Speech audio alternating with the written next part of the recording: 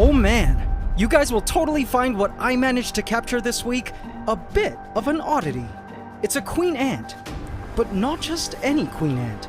This, ladies and gentlemen, is the strangest queen ant I've ever seen in my life. Please subscribe to my channel and hit the bell icon. Welcome to the AC family. Enjoy.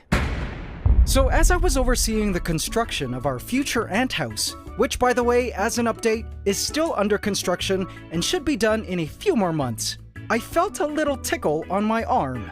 And boom, I found this. Have a look at her. From afar, one might not even realize this is an ant, let alone a queen ant. To the average eye, she could very well easily be mistaken for some other long insect, perhaps a rope beetle or black larva of some sort. But AC family, we know better. Behold, the queen ant I managed to catch from our very own lands of Antopia. Isn't she stunning? So I'll tell you what I know about her species in just a sec, but do stay tuned until the end, as I will be needing your opinions on something regarding this queen ant, as well as share with you some not so great news that happened this week, which is relevant to this ant as well as the marauder ants you saw in last week's video, and many other ant species featured on this channel. You'll see what I mean later. But back to our new queen. The first thing you might notice is this queen ant's very unique, slender body shape. There's a reason why her species has this unique body shape, and you'll see why later. But her slender form is what gives her species their name.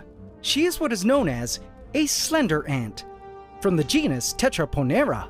I just love her shape, from her rectangular head with huge oval alien-like eyes, slender thorax with her wing scars, which are indicators that she is indeed a queen, her elongated skinny waist segment known as the petiole, and her long thin gaster, which ends at a point, and you guessed it, she's got a stinger in there.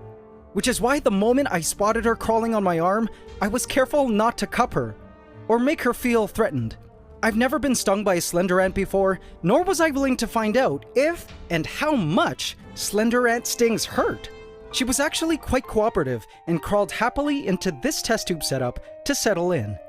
Now here's the thing about this queen ant though. Because of her thin gaster, I suspected she was what is called a semi-claustral species, meaning during the period when she founds her colony, she still hunts for food. Unlike claustral species of ants, like our carpenter ants that naturally have large gasters, that fast completely without food for the entire 2-month period of the colony founding process. There were times when I spotted this queen pacing around the test tube, which to me meant she was probably looking for some food.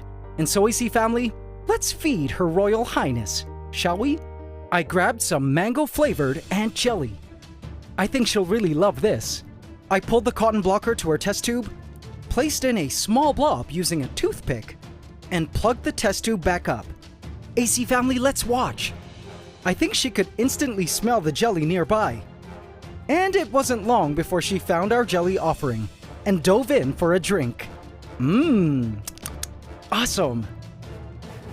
I noticed her taking a few test tastes of the jelly at different locations of the blob. How neat to see her thinking in this way. Oops, she slipped, and it threw her off a bit, but don't worry, she came back. As she fed from the jelly, I could really appreciate the stunning details of her exoskeleton and design of her body. Look at how smooth she is, and the short yet streamlined shape of her legs. Now, as mentioned, there's a reason her body is shaped like this, and to understand why, we'll need to go back to Antopia. The forest towards the back of Antopia, i.e., the ant house property, is full